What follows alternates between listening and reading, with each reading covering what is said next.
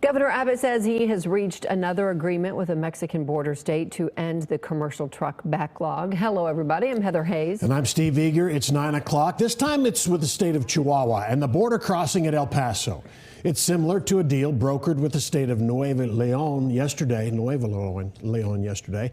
Critics, particularly the one running against him, point to shipping delays at other crossings and whether there's anything of substance to these security agreements. Fox 4's Blake Hansen following it for us tonight. Blake. As Steve and Heather facing criticism over those backups at the border, Governor Abbott has suggested that his measures have actually helped bring Mexican state officials to the table to reach these agreements. His opponent, Beto O'Rourke, however, calls them ridiculous quote-unquote security agreements. We're showing how border governors can achieve results. For the second day in a row, Governor Abbott sat alongside a Mexican counterpart, lauding a deal he claims will beef up border security.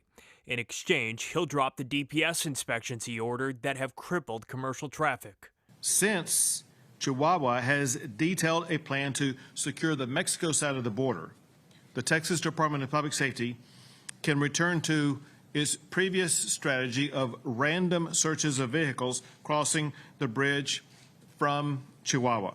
The governor first ordered the enhanced inspections of commercial traffic last week. The move, a response to the Biden administration ending Title 42, a health policy that has quickly turned away asylum seekers since the early days of the pandemic. Its withdrawal is expected to lead to a surge at the border. Abbott's Democratic opponent, Beto O'Rourke, said in a statement Thursday, Abbott is the arsonist who torched the Texas economy by shutting down trade with Mexico to score cheap political points. Now he wants credit for putting out the fire by announcing these ridiculous, quote, security agreements. Meanwhile, recent polling suggests most Americans are opposed to ending Title 42. A poll by Morning Consult and Politico found 56% of voters oppose ending Title 42, including 52% of independents and 50% of Hispanic voters. Some Democrats recently expressed concern over ending Title 42 without a plan to deal with the expected surge in migration.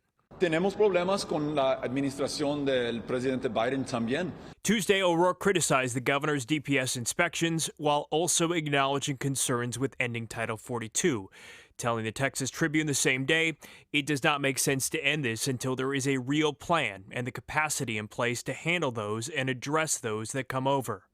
I think that Beto recognizes that running statewide in Texas, even as a Democrat, you have to keep some distance from Washington. You have to push back on Washington policymaking, intruding on Texas economic issues. SMU political science professor Cal Jilson says for Governor Abbott, the administration's ending of Title 42 presents an opportunity.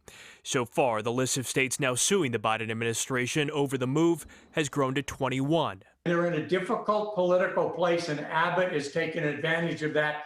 And Beto was struggling to find a position that he can defend that is between Abbott and the Biden administration. But if the congestion at the border continues, Abbott could see backlash as well. I think that the way to think about the difficulty that Abbott might face is that President Biden is in big trouble because Americans see prices at the gas pump going up and they don't like it. Abbott will be in similar difficulty if people go into the grocery store and the shelves aren't stocked, the produce is wilted, or the prices are dramatically higher than they remember.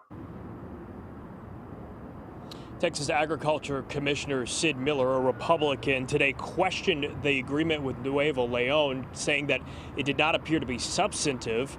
Governor Abbott says he's continuing to work with two additional Mexican border states.